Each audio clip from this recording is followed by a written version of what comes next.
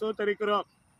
அதற்காக வியாக்கமா நடக்க போற அந்த ஆயத்த ஜெபத்துக்காக ஜெபிக்கிறோம். ஒன்றையுமே சோத்தரிக்கிறோம். அந்த 3 நாள் சபையோட காரியங்களுக்காக, அந்த உணவு காரியங்களுக்காக ஜெபிக்கிறோம். இயற்கை எங்களுக்கு அனுகூலமா மாற்றி தருவதாக மின்சாரத்தமுடைய கருத்தை கொடுக்கிறோம். அந்த ஆயத்த ஜெபத்துக்காக ஜெபிக்கிறோம். அதுக்காக உதவி செய்கிற, தோல் கொடுக்கிற, உழைக்கிற, ஜெபிக்கிற, கொடுக்கிற, தாங்குகிற, வேதம் சொல்லுது உற்சாகமா, உதார்த்தமா, மனப்பூர்வமா, பரிபூர்ணமா சொன்ன கத்தை உற்சாகமா கொடுக்கிறது தேவன் பிரியமாருக்கு சொன்ன கத்தை.